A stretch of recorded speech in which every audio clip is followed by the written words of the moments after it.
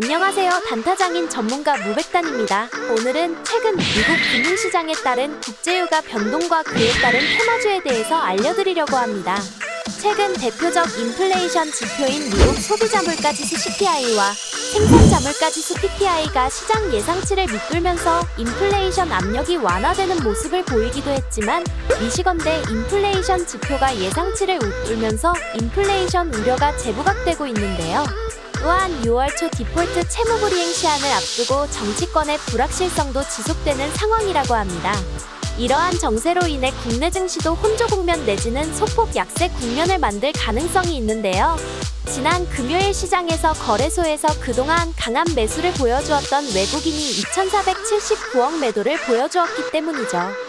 최근 유입된 자금일 일부이기는 하나 지속적인 지수 조정 국면에도 매수를 보여줬던 외국인이 매도를 한 것이라 귀추를 주목할 필요가 있습니다. 이러한 흐름은 최근 미국에서 나오고 있는 부채 한도 협상 난항에 따른 디폴트 우려가 일부 반영이 된 것으로 보이는데요. 이 재무부의 현금과 비상조치로 정부가 6월 15일까지 버틸 경우 그 무렵 예상되는 분기 세수와 추가 긴급 조치를 통해 최소 7월 말까지 정부가 자금을 계속 조달할 수 있을 것으로 예상하고 있는 상황이기 때문에 이러한 협상 난항이 계속된다면 2개월 정도 증시가 쉽게 움직이지 못할 가능성도 있습니다.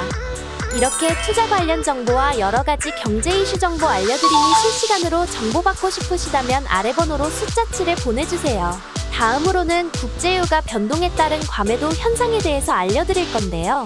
5월 둘째 주 국제유가가 최근 석유 시장에 확산되고 유가 과매도 현상과 캐나다 산불로 인한 석유 생산 차질, 우크라이나 전쟁 지속 등으로 인해 전 유종의 가격이 상승했다고 합니다. 한국석유공사 석유정보센터 PISC가 발표한 5월 2주 주간 국제유가 동향에 따르면 대서양 유종인 브렌트유의 평균 가격은 전주 대비 배럴당 1.51달러 상승한 76.46달러를 기록했고 미국 서부 텍사스 산원유 WTI는 전주 대비 1.42달러 상승한 72.58달러를 기록했죠. 중동 유종인 두바이유는 전주 대비 배럴당 1.37달러 상승한 76달러를 기록했으며 오만유는 전주 대비 1.36달러 상승한 76달러를 기록했는데요. 부문별로 유가 변동 요인을 살펴보면 국제금융 부문에서는 유가 과매도 인식 확산 등이 유가 상승 요인으로 작용했습니다.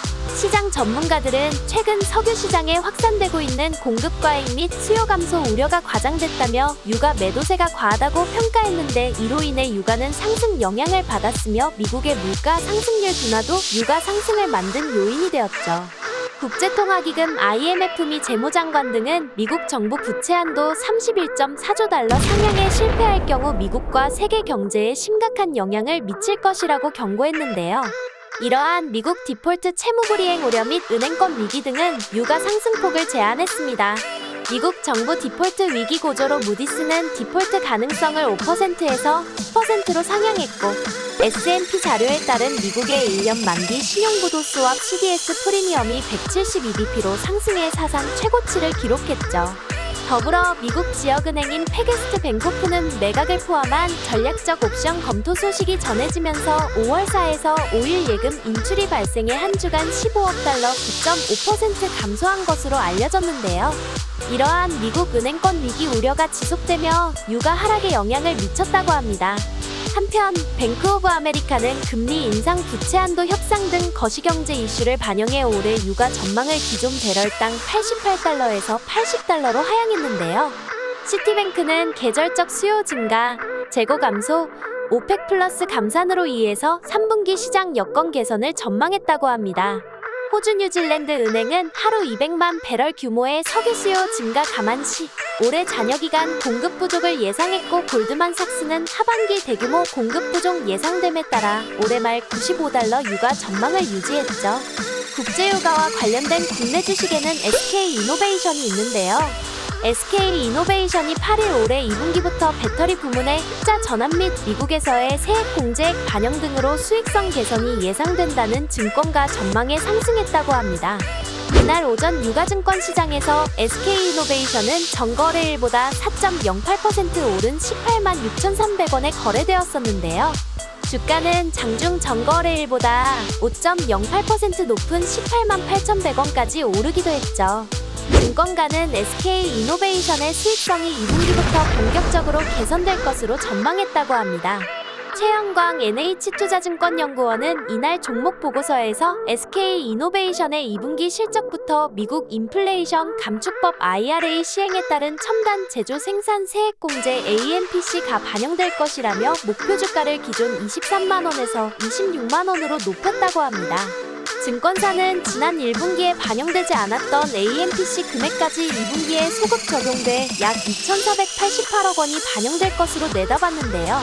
이진명 신한투자증권 책임연구원도 보고서에서 2분기 배터리 영업이익이 미국 공장의 가동률 및 수율 개선과 AMPC 효과에 힘입어 흑자 전환할 것이라며 2분기 전체 영업이익이 1분기보다 48% 늘어난 5,539억 원이 될 걸로 전망했습니다. 또한 SK이노베이션은 SKI테크놀로지와 함께 가스 분리막 전문업체인 에어레인에 투자한다고 8일 밝혔는데요.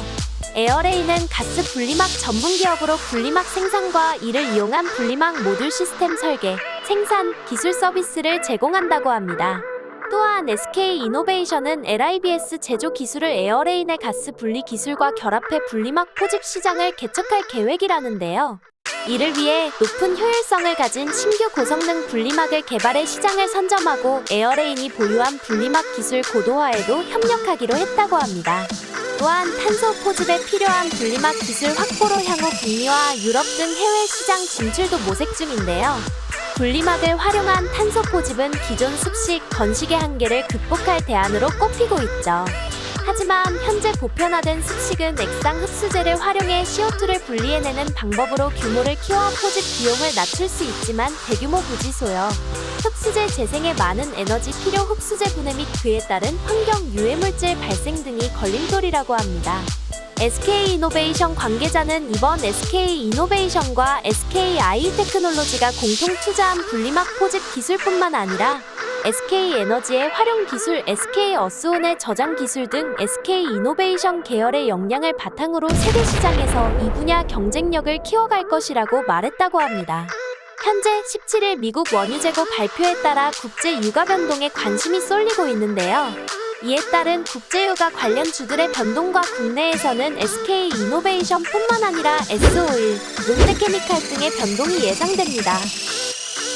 주식과 더불어 코인과 같은 투자는 정보와 이슈를 통한 매수매도 타점을 잘 잡는 것이 가장 중요한데요.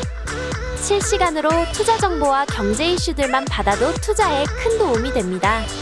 투자에 관한 정보, 투자에 관한 궁금증 언제나 전문가분들을 통해서 무료로 교육 및 신호드리고 있으니 지금 바로 아래의 번호로 문자치를 보내주시면 전문가분들과 소통하실 수 있게 연결해드리겠습니다. 상승장에만 이득을 보는 주식과 달리 코인은 양방향 매매가 가능해 하락장에도 수익이 가능해서 많은 사람들이 이용하고 있습니다.